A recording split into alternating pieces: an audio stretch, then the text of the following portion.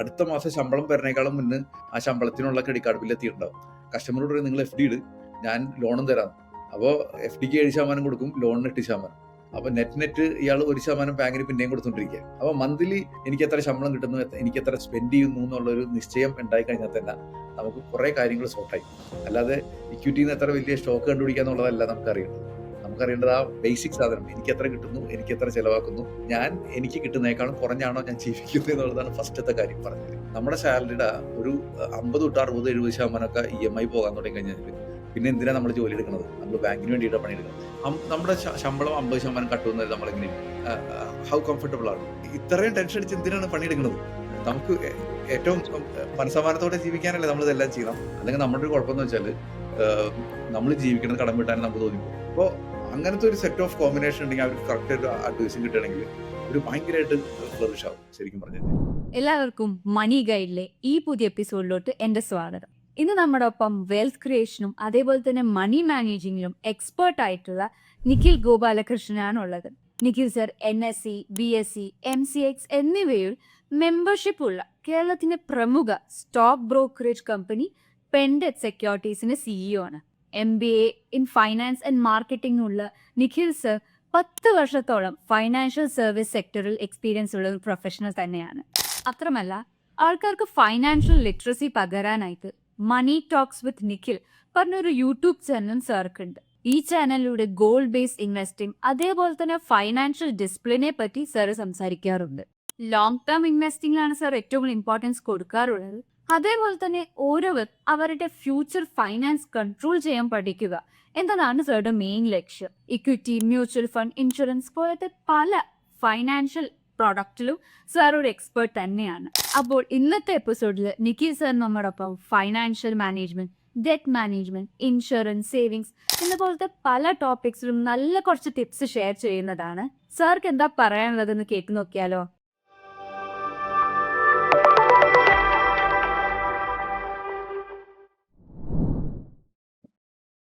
Hi sir.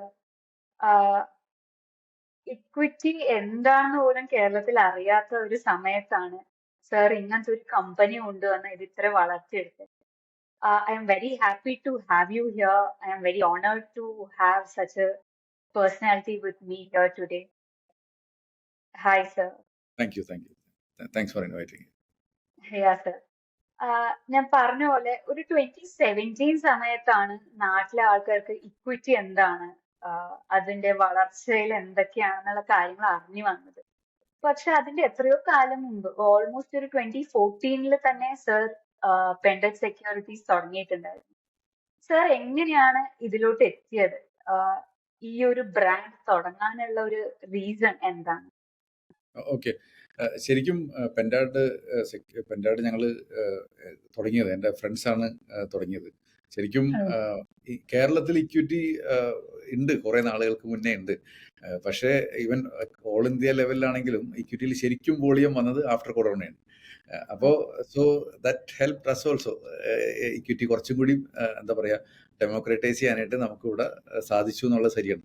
ഇപ്പം നമുക്ക് നമ്മുടെ നാട്ടിൽ നോക്കുകയാണെങ്കിൽ തന്നെ ജിയോജിറ്റ് പോലത്തെ കമ്പനികളൊക്കെ ഉണ്ട്.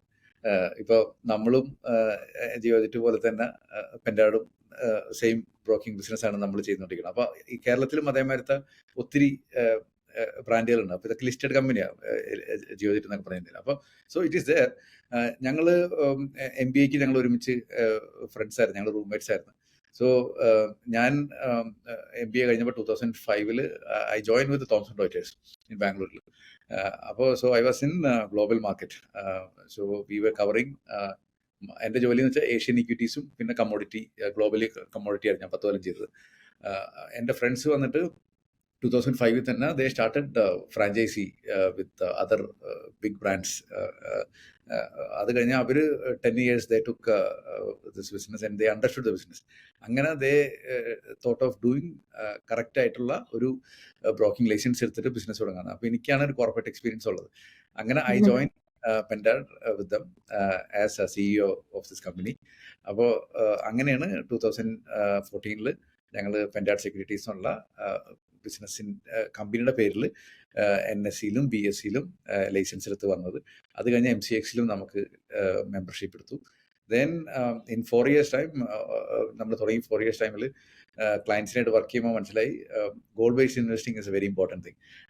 വെറുതെ ഡിമാറ്റ് അക്കൗണ്ട് മാത്രം പോരാ എന്നുള്ളത്. അങ്ങനെ എൻ്റെ അച്ഛൻ LIC ചെയ്യുന്നുണ്ട്. അപ്പോൾ ഞാൻ കുഞ്ഞിലേ തുടങ്ങിയിട്ട് ആൾക്കാർക്ക് വേണ്ടിയിട്ട് പോളിസി ഇറക്കുന്നത് എല്ലാവരും കണ്ടിട്ട് എനിക്ക് ഇഷ്ടമുണ്ട്. അപ്പോൾ അതിൻ്റെ പേരിൽ ഞാൻ ആളുകളുടെ കുട്ടികളുടെ എഡ്യൂക്കേഷനും കുട്ടികളുടെ കല്യാണവും അല്ലെങ്കിൽ റിട്ടയർമെൻറ്റും അതൊക്കെ പ്ലാൻ ചെയ്തിട്ട് we started investing. So I am not very എന്താ പറയുക മ്യൂച്വൽ ഫണ്ട് പേഴ്സൺ മാത്രമല്ല. Actually my core is always equity. പക്ഷെ ഞാൻ സേഫ് ആയിട്ട് ഇൻവെസ്റ്റ് ചെയ്യണം എന്നൊക്കെ പറയുന്നതിൻ്റെ പേരിൽ ആളുകളുടെ വിചാരം ഞാൻ എന്തോ ബഡ്ജറ്റ് ചെയ്യാനും സേവ് ചെയ്യാനും മ്യൂച്വൽ ഫണ്ട് മാത്രമേ ഉള്ളൂ എന്നുള്ളൂ. പക്ഷെ ആക്ച്വലി സ്പീക്കിംഗ് എന്താ പറയുക ഭയങ്കര ഇക്വിറ്റി മാർക്കറ്റാണ് എനിക്ക് ഏറ്റവും കൂടുതൽ ഇഷ്ടമുള്ളത്. സോ സ്റ്റോക്ക് വാങ്ങലും അതൊക്കെയാണ് എൻ്റെ ഇഷ്ടമുള്ള സ്പേസ്. സർ അന്നത്തെ ഒരു ജേർണി ഇതുവരെ എത്തിയതിൽ I am very very happy, very proud. Sir ഇപ്പോഴത്തെ സ്ഥിതി പറയുകയാണെങ്കിൽ സ്വർണത്തിന്റെ വില ഓൾമോസ്റ്റ് 1 ലക്ഷം എത്താറായി. ഇക്വിറ്റി മാർക്കറ്റ് ആണെങ്കിലോ ഭയങ്കര ഇൻകൺസിസ്റ്റന്റ് ആയി പോയിക്കൊണ്ടിരിക്കുന്നു. ഇങ്ങനത്തെ ഒരു സാഹചര്യത്തിലാണെങ്കിൽ പോലും ആൾക്കാര് ലോൺ എടുക്കാണ്ട് നിൽക്കുന്നില്ല, ഇൻവെസ്റ്റ് ചെയ്യാണ്ട് നിൽക്കുന്നില്ല, കല്യാണമോ വീട് വെപ്പോ ഒന്നും നിർത്തി വെച്ചിട്ടില്ല. ഇതെല്ലാം ഒരുമിച്ച് ജഗിൾ ചെയ്യാൻ ഭയങ്കര പാടല്ലേ സത്യം പറഞ്ഞ? ഓക്കെ, ഇതെല്ലാനും ഒരുമിച്ച് നടക്കണമല്ലോ. കാരണം വെച്ചാൽ നമുക്ക് ശരിക്കും പറഞ്ഞാൽ എന്ത് പ്രശ്നം ഉണ്ടായാലും നമുക്ക് ഭക്ഷണം കഴിക്കാണ്ട് ശ്വസിക്കാണ്ടിരിക്കാനും പറ്റില്ല. അതേമാതിരി തന്നെയുള്ള നമ്മുടെ ലൈഫിലത്തെ ഓരോരോ കാര്യങ്ങൾ. അപ്പോൾ ഓരോ ഏജ് ഉണ്ടാകുമ്പോൾ നമുക്ക് ഓരോരോ സാധനങ്ങൾ വേണം. ഇപ്പോൾ എൻ്റെ ഫാദർ എപ്പോഴും പറയും, കുഞ്ഞായിരിക്കുന്ന ടൈമിൽ നമുക്ക് വേണ്ടത് 3 ടയറുള്ള സൈക്കിളാണ് വളരെ കുഞ്ഞായിരിക്കുമ്പോൾ. ആ സാധനം 18-ാമത്തെ വയസ്സിൽ നമുക്ക് പറ്റില്ലല്ലോ. അതേമാതിരി തന്നെ 17-ാമത്തെ വയസ്സിൽ നമ്മുടെ മക്കളെ എഡ്യൂക്കേഷന് വിടേണ്ടത് നമുക്ക് പറയാൻ പറ്റില്ല 25 വയസ്സായിട്ട് ചെയ്യിപ്പിക്കുക എന്നുള്ളത്. So we have to do. അതേമാതിരി തന്നെ നമുക്കൊരു സെർട്ടൺ ഏജ് ആകുമ്പോൾ നമുക്ക് ചിലപ്പോൾ 4 മെമ്പർ ഫാമിലി അപ്പോൾ കാറ് വേണം. അപ്പോൾ നമുക്ക് പറയാൻ പറ്റില്ല എന്താ പറയുക നമുക്ക് ടാക്സിയിൽ പോകാം. പണ്ടത്തെ എൻ്റെ ഫാദറിൻ്റെ ജനറേഷനൊക്കെ ചിലപ്പോൾ ചെയ്തിട്ടുണ്ടാവും, അല്ലെങ്കിൽ അതിന് മുന്നത്തെ ജനറേഷൻ. പക്ഷേ ഇനി അങ്ങോട്ട് അത് വലിയ ബുദ്ധിമുട്ടാണ്. So these are basic life style അല്ലേ.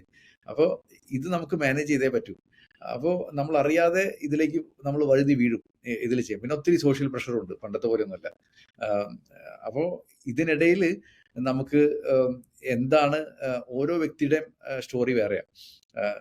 അപ്പോൾ ചിലപ്പോൾ നമുക്കെല്ലാം എൻ്റെ മറ്റുള്ളവരെ വയസ്സൊന്നും തന്നെ ആയിരിക്കും, പക്ഷേ ഞങ്ങളുടെ സാലറി വ്യത്യാസമായിരിക്കും.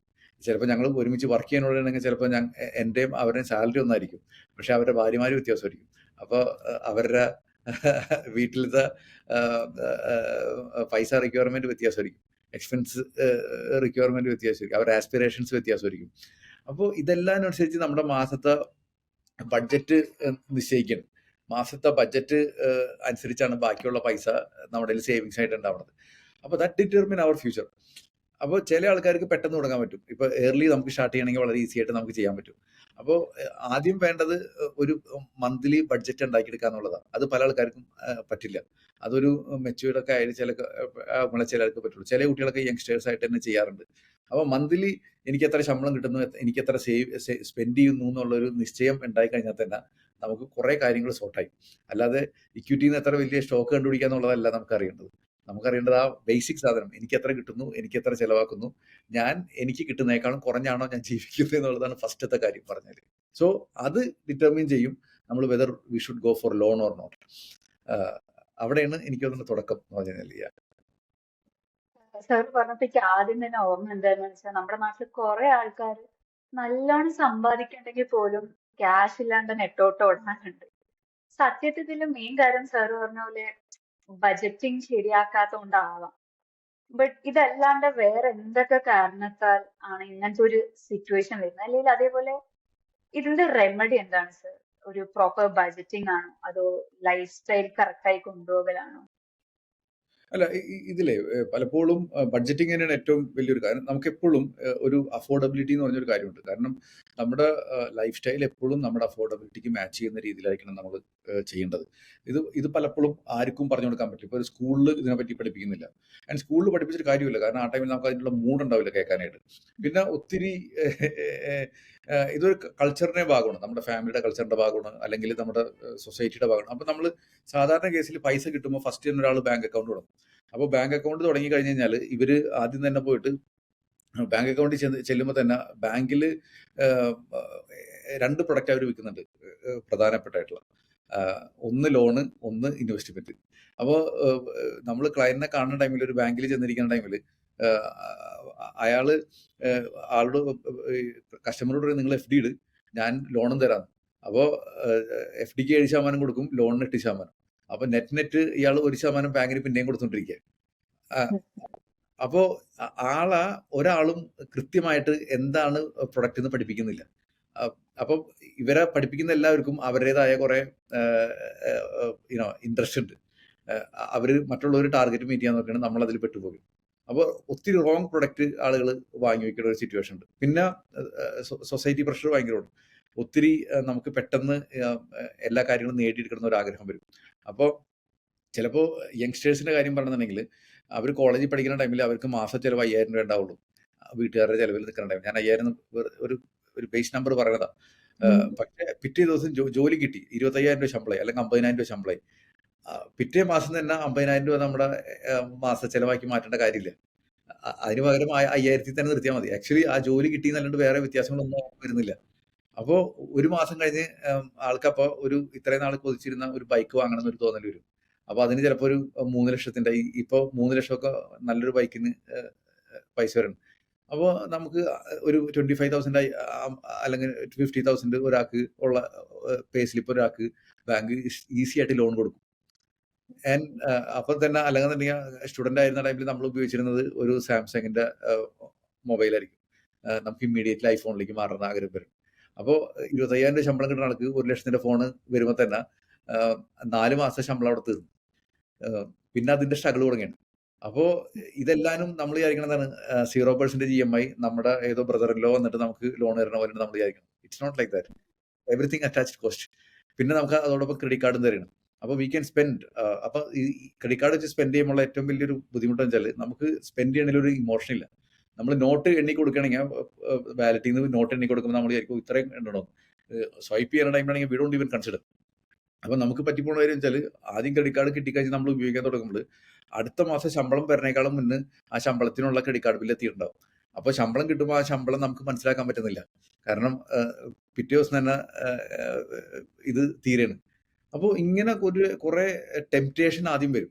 ഈവൻ ഞാൻ ഓഫീസിൽ കസ്റ്റമേഴ്സിനോട് സംസാരിക്കുമ്പോൾ തന്നെ നമ്മൾ ആദ്യം ഒരു ഗോളൊക്കെ പ്ലാൻ ചെയ്യും.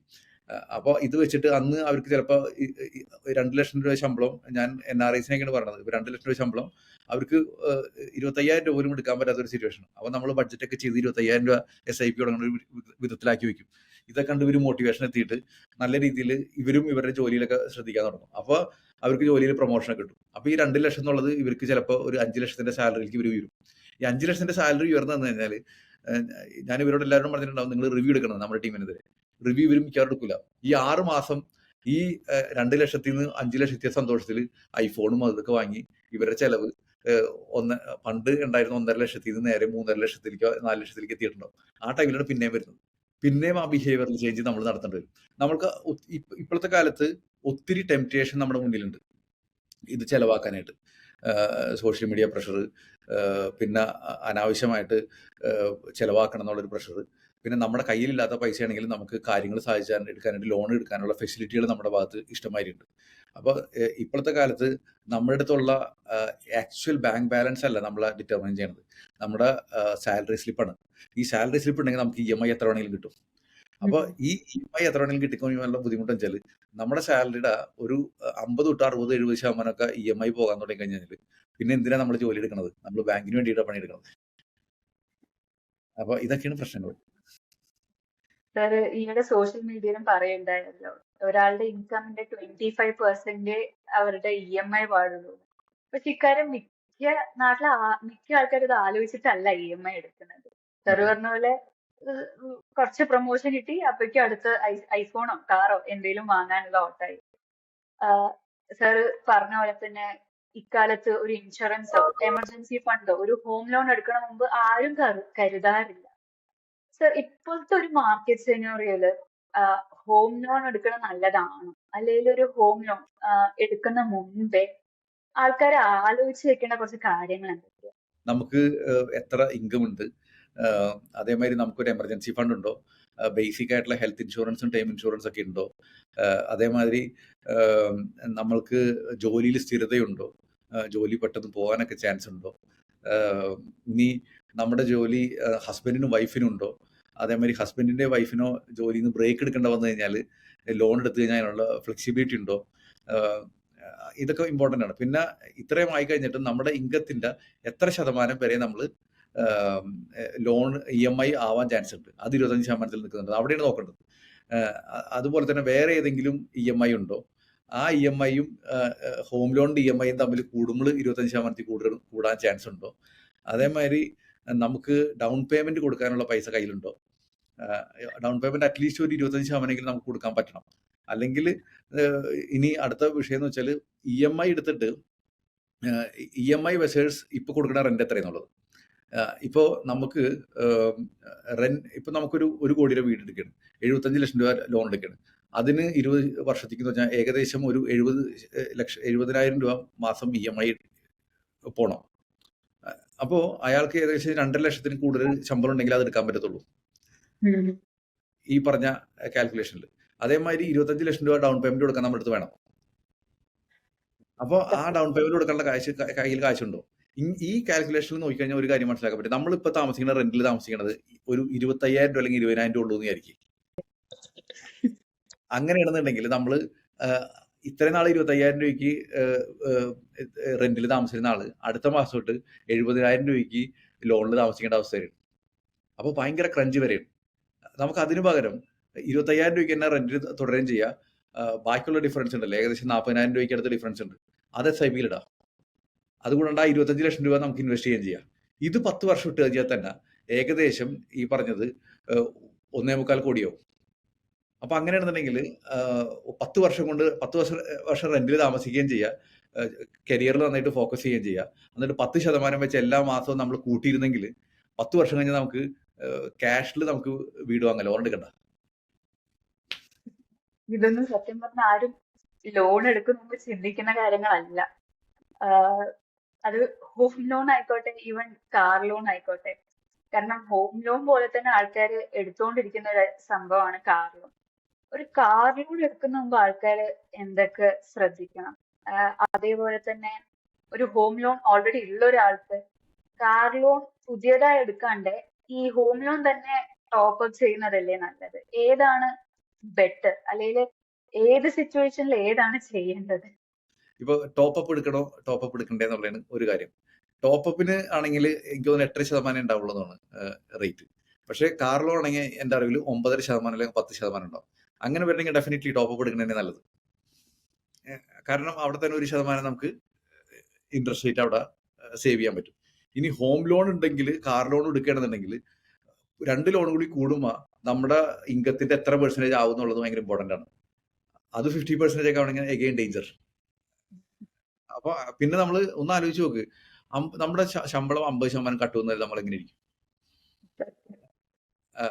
How comfortable are you? ശരിക്കും നമ്മൾ ഈ ഹോം ലോണിലേക്കും കാർ ലോണിലേക്കും എല്ലാത്തിലേക്കും പോകുമ്പോൾ അറിയാതെ നമ്മൾ തന്നെ എടുക്കുന്നത് 50% കട്ടല്ലേ എടുക്കുന്നത്. അപ്പോൾ ഇത് ഇവൻ കാർ ലോൺ എടുക്കുകയാണെങ്കിൽ തന്നെ നമ്മൾ 5 വർഷത്തേക്കുള്ള കാർ ലോൺ എടുക്കുകയാണെങ്കിൽ 10 ലക്ഷം എടുത്തു കഴിഞ്ഞാൽ ഇത് കഴിയുമ്പോഴേക്ക് ഏകദേശം 13-14 ലക്ഷം രൂപ അടച്ചു തീരുള്ളൂ. ഈ 5 വർഷം കഴിഞ്ഞാൽ ഈ കാറിന്റെ വില അതിന്റെ പകുതി ഉണ്ടാവുള്ളൂ. എന്ന് വെച്ചാൽ നമ്മൾ 14 ലക്ഷം രൂപ അടച്ചു കഴിയുമ്പോൾ ഈ കാറിന്റെ വില 5 ലക്ഷം രൂപ ഉണ്ടാവുള്ളൂ. അപ്പൊ പിന്നെ അതിൽ നമ്മൾ ചിന്തിക്കേണ്ട കാര്യമുണ്ട്. ഇപ്പൊ ഇതിൽ തന്നെ കാർ എടുക്കുമ്പോൾ ഭയങ്കര ഒരു പ്രശ്നമുണ്ട്. നമ്മൾ നമ്മുടെ ബഡ്ജറ്റ് നോക്കില്ല. നമ്മൾ നോക്കേണ്ട കാര്യം വെച്ചാൽ നമ്മുടെ ഫ്രണ്ട് സർക്കിളിലൊക്കെ എത്ര കാർ ഉണ്ടെന്നുള്ളതാണ്.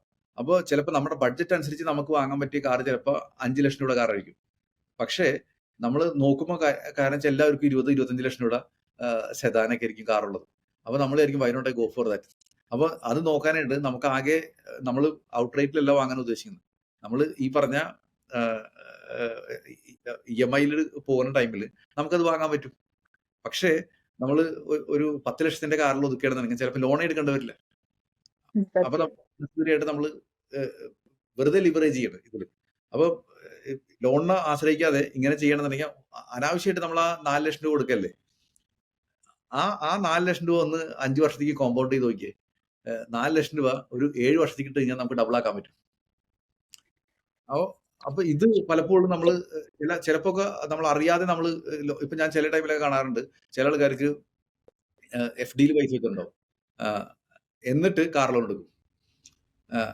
ഒന്ന് ആലോചിച്ച് നോക്ക്, FD യിൽ കിട്ടുന്നത് 7% റിട്ടേൺ ആണ്. കാർ ലോണ് നമ്മൾ 10% ഇതാണ് കൊടുക്കുന്നത്, 3% എക്സ്ട്രാ വെറുതെ കൊടുക്കണം. അപ്പോ ചില ആൾക്കാർ പറഞ്ഞ വെച്ചാൽ ഇങ്ങനെ ഒരു EMI ഉണ്ടായി കഴിഞ്ഞാൽ ഞാൻ ചെലവാക്കില്ല എന്ന് പറഞ്ഞത്. അതിന് പകരം നമ്മൾ ചെയ്യേണ്ട കാര്യം വെച്ചാൽ FD എടുത്തിട്ട് കാർ വാങ്ങാം, എന്നിട്ട് എത്രയാണോ ആ EMI കൊടുക്കാൻ ഉദ്ദേശിക്കുന്നത് ആ പൈസയ്ക്ക് SIP ചെയ്യാം. അപ്പോ നമ്മൾ കാർ ലോൺ ആണെങ്കിൽ 10% ഇൻട്രസ്റ്റ് അങ്ങോട്ട് കൊടുക്കുന്നതിന് പകരം 12% ഇങ്ങോട്ട് കിട്ടും. കാരണം നമ്മൾ എന്ത് പറഞ്ഞാലും ലോൺ എടുക്കണമെങ്കിൽ 6 വർഷത്തേക്കോ 7 വർഷത്തേക്കൊക്കെ ആയിരിക്കും എടുക്കുന്നത്. അപ്പൊ അതിന്റെ പേരിൽ എങ്ങനെയും നമുക്ക് അത്യാവശ്യം നല്ലൊരു ഒരു ലാർജ് ക്യാപ്പിലൊക്കെ നല്ലൊരു പോർട്ട്ഫോളിയോ ഉണ്ടാക്കണമെന്നുണ്ടെങ്കിൽ we will learn that kind of money. നമ്മുടെ കപ്പാസിറ്റി നോക്കാം, ഇൻകം നോക്കാം, എമർജൻസി ഫണ്ടും ബേസിക് സാധനങ്ങളൊക്കെ, മാർജിൻ ഓഫ് സേഫ്റ്റി ഉണ്ടോ നോക്കാം, ഈ പറഞ്ഞ കാര്യങ്ങളൊക്കെ ആയിട്ട്. ഇതുണ്ടെന്നുണ്ടെങ്കിൽ 2 കമ്പൈൻഡ് ലോൺ കൂടിയും കൂടിയിട്ട് എത്ര ശതമാനം ആവും നോക്കാം. അത് കംഫർട്ടബിൾ ആണെങ്കിൽ എടുക്കാം. അല്ലാന്നുണ്ടെങ്കിൽ റെഡ്യൂസ് യുവർ പർച്ചേസ്. അങ്ങനെ വാങ്ങണമെന്നുണ്ടെങ്കിൽ നമ്മുടെ ബഡ്ജറ്റിനെ അധികം ബാധിക്കില്ല. ഇപ്പോൾ ഒത്തിരി ഫാമിലീസ് ഹസ്ബൻഡും വൈഫും വർക്ക് ചെയ്യുന്നുണ്ടാവും. അപ്പോൾ എസ്പെഷ്യലി ഇപ്പോൾ ഒത്തിരി ആളുകൾ പ്രൈവറ്റ് ജോലി ആയിരിക്കും എടുക്കുന്നത്. അപ്പോൾ നമ്മൾ രണ്ടുപേരുടെയും സാലറി കണ്ടിട്ട് നമ്മളിങ്ങനെ, ഞാൻ പണ്ട് ട്രെയിനിൽ വരുന്ന സമയത്ത്, ബാംഗ്ലൂരിൽ നിന്ന് വരുന്ന സമയത്ത് ഒരു ഫാമിലിനെ കണ്ടു. അപ്പോൾ അവര് ഹസ്ബൻഡ് ആൻഡ് വൈഫ് വർക്ക് ചെയ്യുന്നുണ്ട്, അവരെ കൊണ്ട് ചെറിയ കുട്ടിയുണ്ട്. അപ്പോൾ കുട്ടി അധികം സംസാരിക്കുന്നില്ല. അപ്പോൾ എനിക്ക് എൻ്റെ മോളൊക്കെ ഉണ്ടായ ടൈമിലാണ്. അപ്പോൾ ഞാൻ ഇങ്ങനെ സംസാരിക്കുന്ന ടൈമിൽ അവർ പറഞ്ഞു മോള് സംസാരിക്കണില്ല. അപ്പോൾ പറഞ്ഞ് അച്ഛനും അമ്മയും വീട്ടിലില്ല, ഫുൾ ടൈം ജോലിക്ക് പോക്കാണ്. അപ്പോൾ കുട്ടി ജീവിക്കുന്നത് നാനിരൊപ്പമാണ്. അപ്പോൾ നാനിക്കാണെങ്കിൽ അധികം സംസാരിക്കാനും പറ്റുന്നില്ല ഇവരടുത്ത്. അപ്പൊ ഈ കുട്ടിക്ക് സംസാരിക്കാനുള്ള വേറെ ഡോക്ടർ പറഞ്ഞ ഒരു കുഴപ്പമില്ല കുട്ടിക്ക്. നമ്മളിരുന്നിട്ട് കുട്ടിയുടെ അടുത്ത് ഇങ്ങനെ അച്ഛനമ്മ ഇത് പറഞ്ഞു കൊടുക്കണമല്ലോ, അച്ഛൻ അമ്മ എന്ന് പറഞ്ഞാലേ കുട്ടിക്ക് മനസ്സിലാവും, തിരിച്ചു പറയാൻ പറ്റുള്ളൂ. അപ്പൊ ഇത് അപ്പൊ ഇവർക്ക് ആകെ ഒരു ഓപ്ഷൻ ഡോക്ടർ പറഞ്ഞു വെച്ചാൽ ഹസ്ബൻഡോ വൈഫ് ആരെങ്കിലും ഒരാൾ റിസൈൻ ചെയ്തിട്ട് കുട്ടിയുടെ ഒപ്പം ഇരിക്കാൻ. പക്ഷെ അത് പറ്റില്ല, കാരണം അവര് ലോണും കാര്യങ്ങളൊക്കെ എടുത്തു വെച്ചിട്ടുണ്ട്. സോ അപ്പൊ അവർക്ക് ആ ബ്രേക്ക് എടുക്കാനുള്ള സ്വാതന്ത്ര്യം അവർക്കില്ല. അവർ പറഞ്ഞ കാര്യം വെച്ചാൽ ഈ ലോൺ അടഞ്ഞു പോകണ്ടേ. അപ്പൊ എന്നിട്ട് എന്നോട് പെൺകുട്ടി വളരെ വിഷമത്തോടെ പറയണ, എനിക്കൊരു നിവൃത്തി ഉണ്ടെങ്കിൽ ഞാൻ എങ്ങനെയെങ്കിലും നിർത്തിയിട്ട് കൊച്ചിൻ്റെ ഒപ്പം ഇരിക്കുന്നു. അപ്പൊ ഇത്രയും ടെൻഷൻ അടിച്ച് എന്തിനാണ് പണിയെടുക്കുന്നത്? നമുക്ക് ഏറ്റവും മനസ്സമാനത്തോടെ ജീവിക്കാനല്ലേ നമ്മൾ ഇതെല്ലാം ചെയ്യുന്നത്. അപ്പൊ ഇതെല്ലാരും നമ്മളൊന്നും ഇപ്പൊ പലപ്പോഴും ഇപ്പൊ നമ്മളെ പോലത്തെ ഓഫീസിലൊക്കെ ആൾക്കാർ വിളിക്കണത് ഏത് മ്യൂച്വൽ ഫണ്ട് നല്ലത് അല്ലെങ്കിൽ ഏത് സ്റ്റോക്ക് നല്ലത് ഇത് ചോദിക്കാൻ. ഇതിനല്ല ശരിക്കും പറഞ്ഞാൽ നമ്മളുടെ ആവശ്യം എന്ന് പറഞ്ഞാൽ ഓരോ പർച്ചേസ് എടുക്കണേക്കാളും പിന്നെ നമ്മുടെ അടുത്ത് വിളിച്ച് സംസാരിക്കുകയാണെങ്കിൽ we can budget and tell that is it affordable for you or not. അപ്പോൾ ഇനി ഇത് വെച്ചിട്ട് നമുക്ക് വേണമെന്നുണ്ടെങ്കിൽ പ്ലാൻ ചെയ്തിട്ട് ഇൻവെസ്റ്റ് ചെയ്യണമെന്നുണ്ടെങ്കിൽ ചിലപ്പോ ഒരു 5 വർഷമൊക്കെ വൈകിച്ചു കഴിഞ്ഞു കഴിഞ്ഞാൽ ഇത്രയും ലോൺ ബേർഡന് പോവാതെ നമുക്ക് വേണമെന്നുണ്ടെങ്കിൽ കാര്യങ്ങൾ സാധിച്ചെടുക്കാൻ പറ്റും. സാർ അപ്പൊ അങ്ങനെ വീട്, കല്യാണം, കാറ് എല്ലാം കഴിഞ്ഞതിന് ശേഷമാണ് ആൾക്കാർ മിക്കവാറും ഇൻവെസ്റ്റിങ്ങിനെ പറ്റി ആലോചിക്കാൻ തന്നെ തുടങ്ങുക. പക്ഷെ ഈ ഓരോരോ കാര്യത്തിനും ലോൺ എടുത്തതിന് ശേഷം പിന്നെ ഇൻവെസ്റ്റിങ്ങിലോട്ട് വരുമ്പോൾ ഭയങ്കര പാട് തന്നെയാണ്. കാരണം ഇത്തിരി എക്സ്ട്രാ കാശ് കിട്ടിക്കഴിഞ്ഞാൽ ഇത് ഇൻവെസ്റ്റ് ചെയ്യണോ അതോ ലോൺ പെട്ടെന്ന് അടച്ചു തീർക്കണോ, ഏതാ നല്ലത് എന്ന് കുറെ പേർക്ക് കൺഫ്യൂഷൻ വരും. സത്യത്തില് എന്താണ് സാർ നമ്മൾ ചെയ്യേണ്ടത്? അല്ല, ഇത് നമുക്ക് എപ്പോഴും കാൽക്കുലേറ്റ് ചെയ്തിട്ട് നമുക്ക് ചെയ്യാൻ പറ്റുള്ളൂ. ഇപ്പൊ ഓരോ കേസും വെവ്വേറെയാണ്. അപ്പൊ നമുക്ക് സിമ്പിൾ ആയിട്ട് പറഞ്ഞു കഴിഞ്ഞാൽ പലപ്പോഴും എന്നോട് ഒറ്റയടിക്ക് ചോദിച്ചു കഴിഞ്ഞാൽ എന്റെ ആൻസർ വെച്ചാൽ ലോൺ വീട്ട് എന്നിട്ട് ചെയ്യാനാണ്. പക്ഷെ പലപ്പോഴും ഇത് പറയണത് മറ്റുള്ളവർ ഇന്റർപ്രിറ്റ് ചെയ്യുന്ന രീതി തെറ്റാണ്. കാരണം ഞാൻ എൻ്റെ കസ്റ്റമേഴ്സിനോട് പറയുമ്പോൾ നമ്മൾക്കൊരു പ്ലാൻ ഉണ്ടാവും ഇത് പറയുമ്പോൾ. അപ്പൊ നമ്മൾ പറഞ്ഞ കാര്യം വെച്ചാൽ നിങ്ങൾ ലോൺ വീട്ട് എന്നിട്ട് ആ EMI എടുത്ത് SIP ആക്കാനാണ് പറഞ്ഞത്. അപ്പൊ ഈ രണ്ടാമത് പറഞ്ഞ പാട്ട് മിക്കവാറും ആൾക്കാർക്ക് കേൾക്കില്ല. അപ്പൊ നമ്മള് ലോൺ ഉള്ളത് വീട്ടുകയും ചെയ്യും, എന്നിട്ട് ആ EMI അത്രയും നാൾ അടച്ചിരുന്ന പൈസ ഉണ്ടല്ലോ ആ പൈസ നമ്മുടെ എക്സ്പെൻസിലേക്ക് കൂടും. That is bad. അതിനേക്കാളും നല്ലത് EMI അടക്കണം തന്നെ. അപ്പോൾ ആ ഒരു പ്രശ്നം എപ്പോഴും ഉണ്ടാവും. അതേപോലെ തന്നെ നമുക്ക് നോക്കണം എത്ര രൂപയാണ് കിട്ടുന്നത്, ഇപ്പൊ ഇൻവെസ്റ്റ് ചെയ്ത് കഴിഞ്ഞാൽ എത്രയാണ് അതിലുള്ള ഒരു ബെനിഫിറ്റ് വരാൻ പോണത്, ഈ ലോൺ ആണെങ്കിൽ എങ്ങനെയാണ്. ഇപ്പൊ ചിലപ്പോൾ ചില ലോണൊക്കെ 3% 4% കിട്ടുന്ന ലോണൊക്കെ ഉണ്ട്. എന്നാൽ ചില ഇൻവെസ്റ്റ്മെന്റ് ഒക്കെ നമുക്ക് ഈസി ആയിട്ട് ഒരു 10% ഒക്കെ ഉണ്ടാക്കാവുന്ന റിട്ടേൺ ഉണ്ട്. അപ്പോൾ അങ്ങനെയൊക്കെ നോക്കുമ്പോൾ ചിലപ്പോൾ നല്ലത് ലോൺ വെച്ചിട്ട് ഇൻവെസ്റ്റ്മെന്റ് ചെയ്യണതൊക്കെ ആയിരിക്കും. പിന്നെ ഒത്തിരി പ്രോബിലിറ്റീസ് ഉണ്ട്. ഇപ്പോൾ ചില ആൾക്കാരൊക്കെ ബിസിനസ് ഒക്കെ റൺ ചെയ്യുന്ന ആൾക്കാരായിരിക്കും. അപ്പോൾ അവർക്ക് ആ ബിസിനസ്സിന് അതിൽ പൈസ പമ്പ് ചെയ്ത് കഴിഞ്ഞാൽ കുറച്ച് അധികം പൈസ ഉണ്ടാക്കാനൊക്കെ പറ്റും. അപ്പോൾ കേസ് ടു കേസ് സിറ്റുവേഷൻ മാറും. എപ്പോഴും നമുക്കത് എത്ര രൂപയാണ്, എന്താണ് സിറ്റുവേഷൻ, ഇതൊക്കെ മനസ്സിലാക്കിയിട്ടായിരിക്കും ചെയ്യണം. പക്ഷേ എന്നോട് ഒറ്റയടിക്ക് ചോദിച്ചു കഴിഞ്ഞാൽ ആദ്യത്തെ ക്വസ്റ്റ്യൻ വെച്ചാൽ വാട്ട് ഈസ് യുവർ പ്രയോറിറ്റി എന്നുള്ളതാണ്. അപ്പോൾ മനസ്സമാനമാണ് പ്രയോറിറ്റി എന്നുണ്ടെങ്കിൽ ഡെഫിനറ്റ്ലി ഫസ്റ്റ് ലോൺ ക്ലോസ് ചെയ്യുക, എന്നിട്ട് ആ EMI എടുത്തിട്ട് SIP ആക്കുക. It's A slow growth, but that is more powerful. പക്ഷേ ഇപ്പൊ ചില ടൈമിൽ നമുക്ക് സിമ്പിൾ കാൽക്കുലേഷൻ ആണ്. ഇപ്പൊ പല കേസുണ്ട്. ഇപ്പൊ ഞാൻ കഴിഞ്ഞ ദിവസം ഒരു കേസ് പറയുന്നത്, അപ്പോൾ ഒരാൾക്ക് 1 കോടി രൂപ ഇപ്പോൾ ഒരു ഇതായിട്ട് വരുന്നുണ്ട്. And lone is A very small amount. പുള്ളിക്ക് അത് ഇൻവെസ്റ്റ് ചെയ്യണം.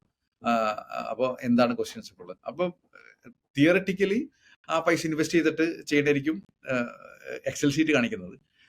പക്ഷേ നമുക്കത് ഒന്നും കൂടിയും പ്ലാൻ ചെയ്യണമെന്നുണ്ടെങ്കിൽ കുറച്ചും കൂടി മനസ്സമ്മാനത്തോടെ റിസ്ക് ഭയങ്കരമായിട്ട് കുറയ്ക്കാൻ പറ്റും ഇങ്ങനെ ചെയ്യുമ്പോൾ. അത് അങ്ങനെ പ്ലാൻ ചെയ്തിട്ട് ചെയ്യാം. It's person to person, it's a individual story. Definitely depends on this decision. അതേപോലെ സത്യം പറയുകയാണെങ്കിൽ മിക്ക ആൾക്കാർക്കും ഒരു ലോൺ ആയിരിക്കില്ല. ഒരു ഹോം ലോണ്, മേ ബി ഒരു കാർ ലോണ്, 1-2 പേഴ്സണൽ ലോൺ, പിന്നെ ഇതൊന്നും പോരാണ്ട് ക്രെഡിറ്റ് കാർഡ് ബിൽസ് ഒക്കെ ഉണ്ടാവാറുണ്ട്. സർ, ഇതെല്ലാം അധികം ടെൻഷൻ അടിക്കാണ്ട് എങ്ങനെയാണ് മാനേജ് ചെയ്ത് കൊണ്ടുപോകാൻ പറ്റുക? ലൈക്ക് ഏത് ലോൺ എങ്ങനെയാണ് നമുക്ക് പ്രയോറിറ്റൈസ് ചെയ്യാൻ പറ്റുക? പക്ഷെ സിമ്പിൾ ആയിട്ട് പറഞ്ഞു കഴിഞ്ഞാല് ഇത് കടം വീട്ടുന്നത് മാത്രമല്ല, നമ്മുടെ എക്സ്പെൻസ് ട്രാക്ക് ചെയ്യണം, എന്നിട്ട് എക്സ്പെൻസ് കുറയ്ക്കണം, ഇൻകം ട്രാക്ക് ചെയ്യണം, എന്നിട്ട് ഒരു ഇൻകം ഉള്ളെങ്കിൽ അത് മൾട്ടിപ്പിൾ ഇൻകം ആക്കാനായിട്ട് നമ്മൾ ശ്രമിക്കണം. അതേമാതിരി എൻ്റെ ഫാമിലിക്ക് അറിയണം നമ്മുടെ കടം ഉണ്ടെന്നുള്ളത്. എന്നിട്ട് അതേമാതിരി കടമുള്ളിടത്ത് നമുക്ക് നെഗോഷിയേറ്റ് ചെയ്യാൻ പറ്റണം. ഇപ്പോൾ ഞാനൊരു ഒരാള് നമ്മളെ കോണ്ടാക്ട് ചെയ്തപ്പോൾ ആൾക്കൊരു 26 കടം ഉണ്ടായിരുന്നു. അപ്പോൾ അതിൽ നോക്കിയപ്പോൾ ആള് ചെയ്തുകൊണ്ടിരിക്കുന്ന കാര്യം വെച്ചാൽ ആള് ഒരു കടം 1-2 കടം വലിയ കടങ്ങളുണ്ട്. കാശ് കിട്ടുമ്പോൾ എല്ലാം ആ കടം വീട്ടിക്കൊണ്ടിരിക്കുക. അപ്പൊ അതിന് പകരം നമ്മൾ പറഞ്ഞ ആ 26 കടം എഴുതി വെക്കാൻ പറഞ്ഞു. എഴുതി വെച്ചപ്പോൾ ഏകദേശം 20ഓളം കടങ്ങൾ ചെറിയ ചെറിയ കടങ്ങളാണ്. എല്ലാരും കൂടിയും ഒരു 5 ലക്ഷത്തിൽ തീർന്ന കടങ്ങളാണ്. അപ്പോൾ ആൾക്ക് ഇടയ്ക്കിടയ്ക്ക് 5 ലക്ഷം കിട്ടുന്നുണ്ട്. ആളാ വലിയ കടം വീട്ടിക്കൊണ്ടിരിക്കുക, എന്നിട്ട് ഈ കടം കയ്യിൽ വെച്ചോണ്ടിരിക്കുക. അപ്പൊ നമ്മൾ പറഞ്ഞ ഒരു കാര്യം, നിങ്ങൾ ആ 5 ലക്ഷം ഇപ്പൊ പുതിയ പേരുടെ കാശെടുത്ത് ഒറ്റയടിക്ക് ആ 20 കടം വീട്ടാൻ പറഞ്ഞു. അപ്പൊ പിന്നെ ബാക്കി 5 കടം 6 കടമേ ഉള്ളൂ. അപ്പൊ തന്നെ പുള്ളി പറഞ്ഞു എന്തൊരു മനസ്സമാനം. അപ്പോ പിന്നെ നമുക്ക് അടുത്ത കടം വീട്ടാനായിട്ട് നമുക്ക് മോട്ടിവേഷൻ ഇല്ല. അപ്പൊ 2 വിധത്തിൽ നമുക്ക് ചിന്തിക്കാം. ആദ്യം എഴുതി വെച്ചിട്ട് ഒന്നില്ലെങ്കിൽ ഏറ്റവും കുറവ് ഔട്ട്സ്റ്റാൻഡിങ് ബാലൻസ് ഉള്ളത് ആദ്യം തീർക്കുക, എന്നിട്ട് അതിന്റെ EMI കൂടി അടുത്ത കടം വീട്ടി മറ്റേ ഡോമിനോസ് എഫക്റ്റിൽ നമുക്ക് കിട്ടും. ഇനി സ്നോബോൾ എഫക്ട് എന്നൊക്കെ പറഞ്ഞിട്ട് നമ്മൾ പറയില്ലേ, റാവ് ഡാംസിയുടെ ഒരു സ്റ്റൈൽ ഓഫ് കടം വീട്ടിലുണ്ട്. ഇനി അതല്ലാന്നുണ്ടെങ്കിൽ നോക്കിയിട്ട് ഏറ്റവും അധികം ഇൻട്രസ്റ്റ് റേറ്റ് ഉള്ളത് അത് ആദ്യം വീട്ടാൻ നോക്കാം. പക്ഷേ നമ്പർ ഓഫ് കടം എത്രയും പെട്ടെന്ന് കുറയ്ക്കണതാണ് നമുക്ക് മനസ്സമാനം കിട്ടുക. അപ്പോൾ നമുക്കൊരു മോട്ടിവേഷൻ കിട്ടും അടുത്ത കടം കുറയ്ക്കാനായിട്ട്. അപ്പോൾ പീപ്പിൾ ടു പീപ്പിൾ ഇതിന്റെ രണ്ടിന്റെ കോമ്പിനേഷൻ ആണ്. ഏറ്റവും കുറവുള്ളത് ഏറ്റവും ആദ്യം കുറയ്ക്കുക, അല്ലെങ്കിൽ ഏറ്റവും കൂടുതൽ ഇൻട്രസ്റ്റ് ഉള്ളത് ഏറ്റവും ആദ്യം കൂട്ടുക. അപ്പോൾ ചിലപ്പോൾ ക്രെഡിറ്റ് കാർഡ് ലോണൊക്കെ ഉണ്ടാവും. അതൊക്കെ ചിലപ്പോൾ എന്താ പറയാ പെർ മന്ത് ആയിരിക്കും 2%, 3% ഒക്കെ. എന്ന് വെച്ചാൽ ഏകദേശം കൊല്ലത്തിൽ 24% അല്ലെങ്കിൽ 36% അതിന്റെ ലോൺ എന്ന് പറഞ്ഞു കഴിഞ്ഞാൽ അതൊക്കെ പെട്ടെന്ന് കളയാൻ. അപ്പോൾ ഇത് ഭയങ്കര ഇമ്പോർട്ടൻ്റ്. അപ്പോൾ അത് കഴിഞ്ഞിട്ട് ഏറ്റവും ഇമ്പോർട്ടൻ്റ് ആയിട്ട് കാര്യം വെച്ചാൽ ഇത് ഏത് കുറയ്ക്കുന്നോ ആ EMI കൂടിയും അടുത്ത ചെറിയ കടത്തിൽ നമ്മൾ കൂട്ടിക്കൊണ്ടിരിക്കണം. അങ്ങനെയാണെങ്കിൽ ഈ പറഞ്ഞ ഒരു സ്നോബോൾ എഫക്റ്റ് കിട്ടത്തുള്ളൂ. അതോടൊപ്പം പറ്റുമെങ്കിൽ ഒരു അറ്റ്ലീസ്റ്റ് ഒരു 1000 രൂപയുടെ SIP ചെയ്യാം. വേറെ ഒന്നിനുമല്ല. അല്ലെങ്കിൽ നമ്മുടെ ഒരു കുഴപ്പമെന്ന് വെച്ചാൽ നമ്മൾ ജീവിക്കുന്നത് കടം വീട്ടാനും നമുക്ക് തോന്നിപ്പോകും. ഇത് കടം വീട്ടാൻ മാത്രമല്ല ഇൻവെസ്റ്റ് ചെയ്യാനും കൂടി എന്നൊരു തോന്നൽ വരണം. ആ SIP ചെയ്യണത് ഇക്വിറ്റിയിൽ ചെയ്യണമെന്നൊന്നുമില്ല, ഡെറ്റ് ഫണ്ട് ചെയ്താൽ മതി. Just to build emergency fund.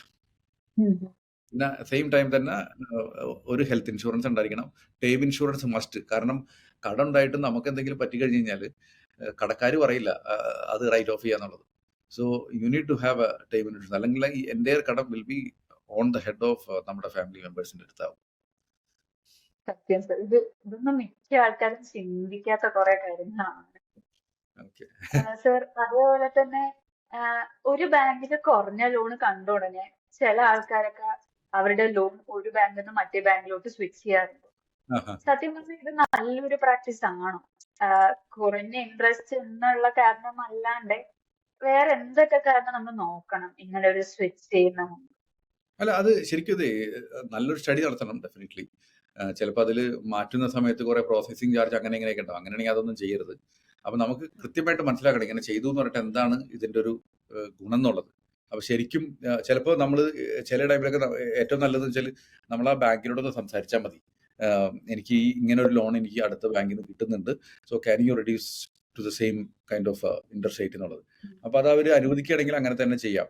പിന്നെ ഒന്ന് ജസ്റ്റ് ഒന്ന് നോക്കുക കാൽക്കുലേറ്റ് ചെയ്തിട്ട് ഇങ്ങനെ ഇൻട്രസ്റ്റ് റേറ്റ് കുറച്ചാലും എത്ര വരെ പോകുന്നുള്ളത് അങ്ങനെ മനസ്സിലാക്കിയിട്ട് ചെയ്യണത് കുറച്ചുകൂടി നല്ലത്. മനസ്സിലായി സർ, മനസ്സിലായി.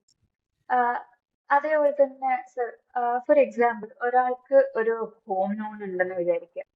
പക്ഷെ അയാൾക്ക് അതിനൊപ്പം തന്നെ ഒരു ഇൻവെസ്റ്റ്മെന്റ് എന്നുള്ള രീതിക്ക് മേ ബി ഒരു സ്ഥലം വാങ്ങി അവിടെ വാടകയ്ക്ക് കൊടുക്കുക, അല്ലെങ്കിൽ ഒരു അപ്പാർട്ട്മെന്റ് കിട്ടി, അങ്ങനെ എന്തെങ്കിലുമൊക്കെ ചെയ്യണമെങ്കിൽ നല്ലൊരു തീരുമാനമാണ്. ഈ EMI-യുടെ ഒപ്പം തന്നെ ഇത്രയും വലിയൊരു റിയൽ എസ്റ്റേറ്റ് പ്ലാൻ കൊണ്ടുപോകുന്നത് എങ്ങനെയാണ് സർ? അല്ല, ഇതെല്ലാം നല്ലതാണ്. ഇത് നമ്മൾ ഒന്നാമത്തെ കാര്യം ഇതിനെല്ലാത്തിനും ഒരു ബിസിനസ് ആയിട്ട് കാണുകയാണെങ്കിൽ ഇത് മാനേജ് ചെയ്യാൻ അറിയണമെങ്കിൽ വെരി ഗുഡ്. അതല്ല, ഞാൻ ഇത് എല്ലാവരും എൻ്റെ കസ്റ്റമേഴ്സ് ചെയ്യണം ഞാൻ കണ്ടിട്ടുണ്ട്. ഇപ്പോൾ എനിക്ക് ഒരു കസ്റ്റമർ ഉണ്ട്, അവര് ലോണൊക്കെ എടുത്ത് ഒരു ഒരു ബിൽഡിംഗ് കെട്ടി അതിൽ ചെറിയ ചെറിയ വീടായിട്ട് കുറെ ആൾക്കാർക്ക് കൊടുക്കുന്നുണ്ട്. അപ്പൊ ശരിക്കും പറഞ്ഞാൽ ആള് EMI അടയ്ക്കണേക്കാളും കൂടുതൽ റെന്റ് ഉണ്ടാക്കുന്നുണ്ട്, അതോടൊപ്പം ബാക്കി പൈസയും സേവ് ചെയ്യുന്നുണ്ട്. അത് വളരെ നല്ലതാണ്. അതേമാതിരി തന്നെ ഞാൻ നമ്മുടെ കസ്റ്റമേഴ്സ് തന്നെ കണ്ടിട്ടുണ്ട്, ലോണൊക്കെ എടുത്ത് വീടൊക്കെ വാങ്ങിയിട്ട് ഒരു 10 കൊല്ലമായിട്ട് ലോൺ അടച്ചുകൊണ്ടിരിക്കണം, ഇതുവരെ 10 കൊല്ലത്തിൽ റെന്റ് കൊടുക്കാൻ പറ്റിയിട്ടില്ല. അപ്പോൾ എന്നിട്ട് ഇപ്പോൾ ആ ഫ്ലാറ്റ് വിൽക്കാൻ നോക്കുമ്പോൾ വാങ്ങിയ വില പോലും കിട്ടുന്നില്ല. അപ്പൊ ഇത് ശരിക്കും പറഞ്ഞാൽ ഹ്യൂജ് നഷ്ടമാണ് ഇത് ചെയ്യണത്.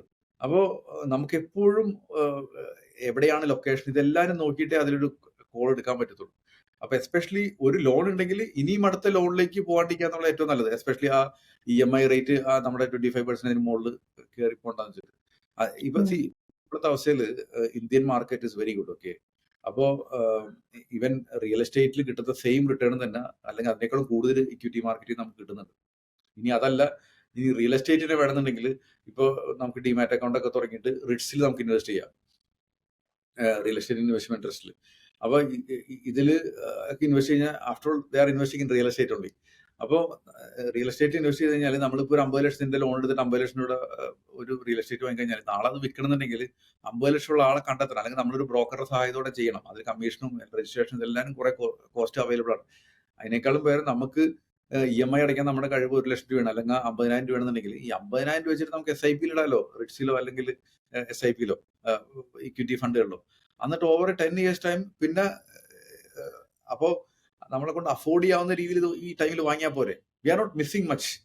ഇങ്ങനെ ചെയ്യുന്ന ടൈമിൽ ഒരു സൈക്കോളജിക്കൽ ഫീലിംഗ് മാത്രമേ മിസ് ആവുന്നുള്ളൂ. എനിക്ക് റിയൽ എസ്റ്റേറ്റ് വാങ്ങാൻ പറ്റില്ല എന്നുള്ള ഫീൽ മാത്രമേ മിസ് ആവുന്നുള്ളൂ. അല്ലാതെ നമ്മുടെ നെറ്റ് ബെനിഫിറ്റ് പറഞ്ഞാൽ ഓൾമോസ്റ്റ് സെയിം ആയിരിക്കും വിത്ത് ലെസ് റിസ്ക്. അതുകൊണ്ടാണ് ഏറ്റവും വലിയ ഇമ്പോർട്ടൻറ്റ്. കാരണം നമ്മൾ പലപ്പോഴും ആളുകൾ പ്രോഫിറ്റാണ് നോക്കുന്നത്. റിസ്ക് അഡ്ജസ്റ്റഡ് പ്രോഫിറ്റ് ആളുകൾ സംസാരിക്കാറില്ല, അസറ്റ് ലൊക്കേഷനെ പറ്റി ആൾക്കാർ സംസാരിക്കാറില്ല. അപ്പോൾ ഇത് എല്ലാം ഇൻഡിവിജ്വൽ സ്റ്റോറിയാണ്. അപ്പോൾ ഇത് നോക്കുമ്പോൾ ശരിക്കും പറഞ്ഞാൽ ഇത്രയും കഷ്ടപ്പെടേണ്ട കാര്യമില്ല നമുക്ക് വെൽത്ത് അക്യൂമുലേറ്റ് ചെയ്യാനായിട്ട്. That's all. Got it, sir. Sir, പിന്നെ ഞാൻ നേരത്തെ ചോദിച്ചല്ലോ ഏത് ലോണാണ് പ്രയോറിറ്റൈസ് ചെയ്യേണ്ടതെന്ന്. അതിലോട്ട് ചെറുതായിട്ടൊന്ന് തിരിച്ചു വരികയാണെങ്കിൽ കുറെ ആൾക്കാർക്ക് ഫൈനാൻഷ്യലി വളരണം എന്ന് നല്ല ആഗ്രഹമുണ്ട്, പക്ഷെ കുറെ കടങ്ങൾ ഉള്ളപ്പോ അത് ഭയങ്കര പാട് തന്നെയാണ്. അപ്പൊ അങ്ങനത്തെ ഒരു സിറ്റുവേഷനിൽ അവര് ഒരു ഹൈ ഇൻട്രസ്റ്റ് ലോൺ ആണോ ആദ്യം അടച്ചേർക്കേണ്ടത്, അതോ ഒരു ഹൈ അമൗണ്ട് ലോൺ ആണോ ആദ്യം അടച്ചേർക്കേണ്ടത്? ഇതിലെ ഇപ്പൊ നമ്മൾ നോക്കേണ്ട കാര്യം വെച്ചാൽ നമുക്ക് എത്ര കടമുണ്ട് നോക്കണം. ഇപ്പൊ ഒരാൾക്ക് ഒരു 5 കടം 7 കടമൊക്കെ ഉണ്ടെന്നുണ്ടെങ്കിൽ നമ്മൾ ഏറ്റവും ആദ്യം ചെയ്യേണ്ടത് വെച്ചാൽ ഏറ്റവും കുറവ് ഔട്ട്സ്റ്റാൻഡിങ് ബാലൻസ് ഉള്ള കട ആദ്യം വീട്ടാം. അപ്പോൾ ഒരു കടം വീട്ടുമ്പോൾ നമുക്ക് ദെൻ വേണമെന്നുണ്ടെങ്കിൽ അന്ന് വേണമെങ്കിൽ ഒന്ന് ഫാമിലി ആയിട്ട് ഒരു ഡിന്നറിനൊക്കെ പോകും, കടം വീട്ടിൽ നിന്ന് സെലിബ്രേറ്റ് ചെയ്യാനായിട്ട്. അപ്പോൾ നമുക്കൊരു മോട്ടിവേഷൻ കിട്ടും. അപ്പോൾ അങ്ങനെയാണെന്നുണ്ടെങ്കിൽ ഇപ്പൊ നമുക്ക് 5 കടമുള്ള ആൾക്ക് 4 കടവുമ്പോൾ ഒരു മോട്ടിവേഷൻ, 3 കടവുമ്പോൾ വേറൊരു മോട്ടിവേഷൻ. അപ്പൊ അങ്ങനെയാണെന്നുണ്ടെങ്കിൽ ഏറ്റവും കുറവ് ഔട്ട്സ്റ്റാൻഡിങ് ബാലൻസ് ഉള്ളത് ആദ്യം വീട്ടാം. അതോടൊപ്പം തന്നെ നോക്കുക, ഏതെങ്കിലും കടം ഭയങ്കരമായിട്ട് ഇൻട്രസ്റ്റ് വ്യത്യാസമുണ്ട്. ഇപ്പൊ എല്ലാ കടകളും ഒരു 8%, 9%, ഒരു കടം 24%, 30% ഒക്കെ. അങ്ങനെയാണെങ്കിൽ ഫോക്കസ് ഓൺ ദാറ്റ്. അപ്പോൾ അങ്ങനെ ചെയ്തു കഴിഞ്ഞാൽ നമ്മൾ അപ്പോൾ ഈ ഒരു കോമ്പിനേഷനാണ് നമ്മൾ ചെയ്യേണ്ടത്. പക്ഷേ ഫസ്റ്റ് പ്രിഫറൻസ് ഓൾവേസ് ഫോർ ഏറ്റവും ചെറിയ ഔട്ട്സ്റ്റാൻഡിങ് ബാലൻസ് ഉള്ള കടകളിൽ. ഈവൻ ചില ടൈമിൽ ആളുകൾ പറഞ്ഞു ഇതെന്റെ 10,000 രൂപ ഞാൻ ഫ്രണ്ടിൻ്റെ നിന്ന് വാങ്ങിയേക്കണതാണ്. അപ്പോൾ എൻ്റെ അഭിപ്രായം അതിന് ഇൻട്രസ്റ്റ് കൊടുക്കണമെന്ന് പറയും. എൻ്റെ അഭിപ്രായത്തിൽ ആ 10,000 രൂപ കടം വീട്ടാനേ പറയുള്ളൂ. അപ്പോൾ ആ കടത്തിനെ പറ്റി ഞാൻ ആലോചിക്കേണ്ട കാര്യമില്ല. കാരണം നെക്സ്റ്റ് ടൈം ആ ഫ്രണ്ടിനെ കാണുമ്പോൾ നമുക്ക് മുഖത്ത് നോക്കി ചിരിക്കാമല്ലോ. അല്ലാന്നുണ്ടെങ്കിൽ ആ 10,000 രൂപ കൊടുക്കണം എന്നുള്ള ടെൻഷൻ അടിക്കണ്ടേ. അപ്പൊ ഇവൻ ഇൻട്രസ്റ്റ് കൊടുക്കണില്ലെങ്കിലും ആ കടം വീട്ടാം. എന്നിട്ട് പിന്നെ അടുത്ത ദിവസം പിന്നെ 10,000 കിട്ടുമ്പോൾ ഏറ്റവും കുറഞ്ഞ കട ഏതാണ് അത് വീട്ടാനായിട്ട് ശ്രമിക്കും. കാരണം ഇത് ആൾക്കാർക്ക് അവനവൻ ചിന്തിക്കുന്നു എനിക്ക് കടത്തിൽ നിന്ന് രക്ഷപ്പെടണമെന്ന് ചിന്തിച്ച് വന്നു കഴിഞ്ഞാൽ അവർക്ക് കൃത്യമായിട്ടൊരു ഫിനാൻഷ്യൽ പ്ലാൻ കൊടുത്തു കഴിഞ്ഞാൽ അവരത് ഫോളോ ചെയ്യും, അവരത് പാലിക്കും. കാരണം വെച്ചാൽ നമ്മളെക്കാൾ ആവശ്യം അവരുടേതാണ്. അപ്പോൾ അങ്ങനത്തെ ഒരു സെറ്റ് ഓഫ് കോമ്പിനേഷൻ ഉണ്ടെങ്കിൽ അവർക്ക് കറക്റ്റ് ഒരു അഡ്വൈസും കിട്ടുകയാണെങ്കിൽ അവർ ഭയങ്കരമായിട്ട് ഫ്ലറിഷ് ആവും ശരിക്കും പറഞ്ഞു കഴിഞ്ഞാൽ. സാർ ഇനി ഗോൾഡ് ലോണിലോട്ട് വരികയാണെങ്കിൽ സാറിയുടെ സോഷ്യൽ മീഡിയയിൽ പറയുന്നത് സത്യം പറഞ്ഞാൽ മിക്ക ആൾക്കാരും ഗോൾഡ് ലോണിന്റെ ഇൻട്രസ്റ്റ് മാത്രം അടച്ചു തീർക്കാറില്ല, ആക്ച്വൽ ലോൺ അടച്ചു തീർക്കാറില്ല. ഇപ്പോ ഗോൾഡിന്റെ വില ഇത്ര കൂടി നിൽക്കുന്ന സമയത്ത് മിക്ക ആൾക്കാരും ഗോൾഡ് ലോൺ എടുത്താലോ എന്നുള്ളൊരു ചിന്തയിലാണ്. അങ്ങനത്തെ ആൾക്കാർക്ക് സാർക്ക് കൊടുക്കാനുള്ള അഡ്വൈസ് എന്താ? ഇങ്ങനത്തെ ലോൺസ് എടുക്കുന്ന മുമ്പ് എന്തൊക്കെയാണ് അവർ ചിന്തിക്കേണ്ടത്? അല്ല, ഗോൾഡ് ലോൺ എടുക്കുമ്പോൾ നമ്മൾ ചിന്തിക്കേണ്ട ഒറ്റ കാര്യത്തിലേ ഉള്ളൂ. ഗോൾഡ് ജ്വല്ലറിയാണ് നമ്മൾ വാങ്ങിയിട്ടുണ്ടെങ്കിൽ അതിന് 10% അപ്പം തന്നെ പോയി. അപ്പോൾ 10 ലക്ഷം രൂപയുടെ ഗോൾഡിന് 10% പോയി കഴിഞ്ഞാൽ 9 ലക്ഷത്തിന്റെ ഗോൾഡ് നമ്മുടെ കയ്യിലുള്ളൂ. ഇനി അതിൽ ഗോൾഡ് ലോൺ കൂടി എടുക്കണമെന്നുണ്ടെങ്കിൽ അതിനും കൊടുക്കണം 10% ഇൻട്രസ്റ്റ്. അപ്പോൾ നമ്മൾ വേറെ 90,000 രൂപ അതിന് വേറെ ഇൻട്രസ്റ്റ് കൊടുക്കണം. അപ്പൊ നമ്മുടെ അടുത്തുള്ള 10 ലക്ഷത്തിന്റെ ഗോൾഡിന് മേക്കിംഗ് ചാർജസും ഇൻട്രസ്റ്റും കൂടി കൊടുത്തു കഴിയുമ്പോൾ തന്നെ 1,19,000 1,90,000 രൂപ അവിടെ പോയി. അപ്പോൾ ഗോൾഡിന് ഇനി 20% കൂടിക്കഴിഞ്ഞാൽ മാത്രമേ നമ്മൾ we are on profit with that gold. ഇനി അതോടൊപ്പം തന്നെ എല്ലാ വർഷവും നമ്മൾ ലോണ് പുതുക്കിക്കൊണ്ടിരിക്കുകയാണെന്നുണ്ടെങ്കിൽ ശരിയാണ് ഗോൾഡിന്റെ വില കൂടുന്നൊക്കെ ഉണ്ട്. പക്ഷേ നമ്മുടെ അടുത്തുള്ളൊരു 10 ലക്ഷം രൂപയുടെ ഗോൾഡ് എടുത്തിട്ട് ഒരു 5 വർഷം പണയം വെച്ച് കഴിഞ്ഞാൽ എല്ലാ വർഷവും 90,000 രൂപ വെച്ചിട്ട് നമ്മൾ 90,000 തൊട്ട് 1 ലക്ഷം രൂപ വരെ നമ്മൾ ഇൻട്രസ്റ്റ് ആയിട്ട് വെറുതെ അങ്ങോട്ട് കൊടുത്തുകൊണ്ടിരിക്കുക. അപ്പോൾ 10 ലക്ഷം ഉണ്ടെങ്കിലും over A period of 5 years നമ്മുടെ നിന്ന് ഏകദേശം ഒരു 4 to 5 lakh റുപ്പീസ് നമ്മൾ ഇൻട്രസ്റ്റ് ആയിട്ടും മേക്കിംഗ് ചാർജസ് ആയിട്ടും ഒരു ടൈം കൊടുത്തു കഴിഞ്ഞു. അപ്പോൾ ഇതിൽ നമ്മൾ മനസ്സിലാക്കേണ്ട കാര്യം വെച്ചാൽ നമ്മൾ ഇത്രയും കഷ്ടപ്പെടണമെന്നില്ല. ആ ഗോൾഡ് എടുത്ത് അങ്ങോട്ട് വിറ്റിട്ട് പരിപാടി തീർത്താൽ പോരെ, വെറുതെ ഇൻട്രസ്റ്റ് കൊടുക്കണം. ഇനി പലവരുടെയും വിഷയം പറഞ്ഞാൽ ഇനി ഗോൾഡിന്റെ പ്രൈസ് അപ്രീഷിയേറ്റ് ചെയ്തു, ദാറ്റ്സ് ഓക്കെ, മനസ്സമാനം കിട്ടുമല്ലോ. അവിടെ ഇൻട്രസ്റ്റ് കൊടുക്കണം എന്നുള്ളതിന് ടെൻഷൻ അടിക്കേണ്ട കാര്യമില്ലല്ലോ. ഈവൻ അതിനും ഞാൻ പറഞ്ഞതെന്ന് വെച്ചാൽ നിങ്ങൾക്ക് ഇത്രയും ഗോൾഡിനോട് താല്പര്യമാണെന്നുണ്ടെങ്കിൽ ഇട്ട് നടക്കണം ആഭരണം അത് വേറെ കാര്യം. അല്ല, ഗോൾഡ് ആസ് എൻ ഇൻവെസ്റ്റ്മെന്റ് ആണെന്നുണ്ടെങ്കിൽ ഒരു ഡിമാറ്റ് അക്കൗണ്ട് ഓപ്പൺ ചെയ്തിട്ട് അതിൽ നിങ്ങൾ ഗോൾഡ് ETF വാങ്ങും. എന്നിട്ട് നിങ്ങൾ കൈ കാച്ചിട്ടുമ്പോൾ ഇപ്പൊ നമ്മുടെ ഒരു ക്ലയന്റ് ഉണ്ടായിരുന്നു, ആള് സിഗരറ്റ് വലിച്ചിരുന്ന ക്ലയന്റാണ്. അപ്പോൾ ആള് പറഞ്ഞു എൻ്റെ അടുത്ത് പൈസ ഒന്നും ഇല്ല എന്ന് പറഞ്ഞു. അപ്പോൾ ഹസ്ബൻഡും വൈഫും കൂടി ഫിനാൻഷ്യൽ പ്ലാനിങ് നിന്ന്. അപ്പോൾ നമ്മൾ ചോദിച്ച് നിങ്ങൾക്ക് ആ സിഗരറ്റ് വലി നിർത്തണമെങ്കിൽ ഡെയിലി 250 രൂപ കിട്ടും, അതിന് നിങ്ങൾക്ക് ഗോൾഡ് ETF വാങ്ങാം. And he's doing it.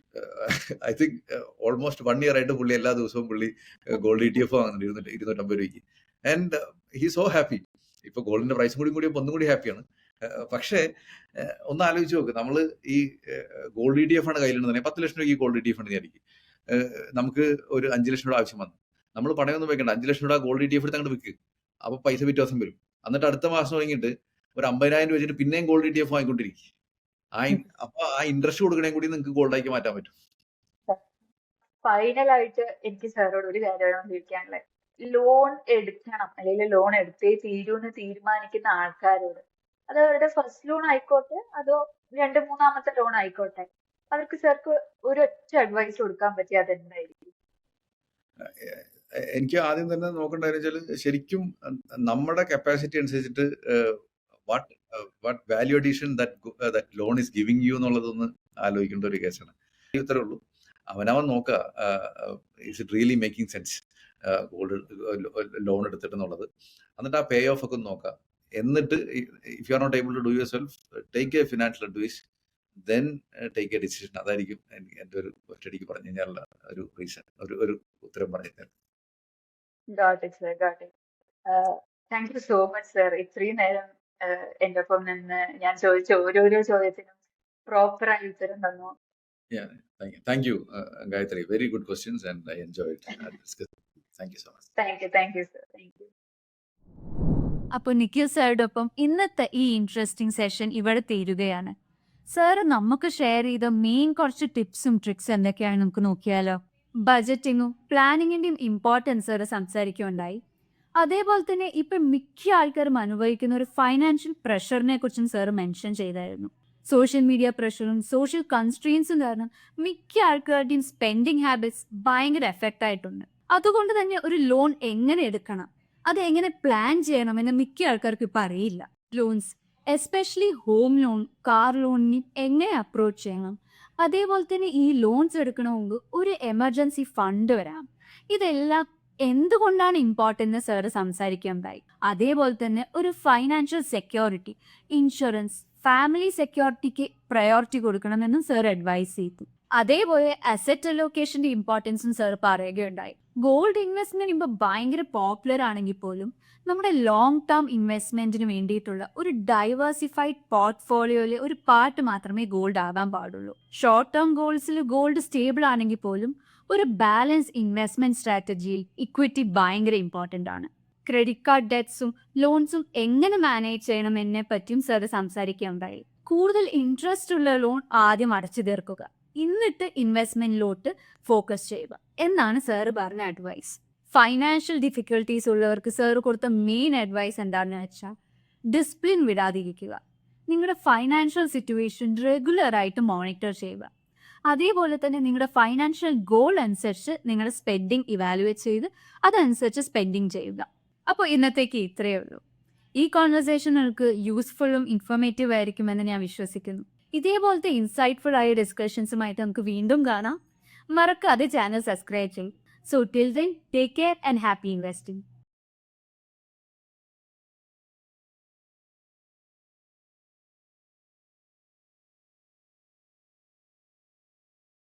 Investment in securities market are subject to market risks. Read all the related documents carefully before investing. Please read the risk disclosure documents carefully before investing in equity shares, derivatives, mutual fund, and or other instruments traded on the stock exchanges.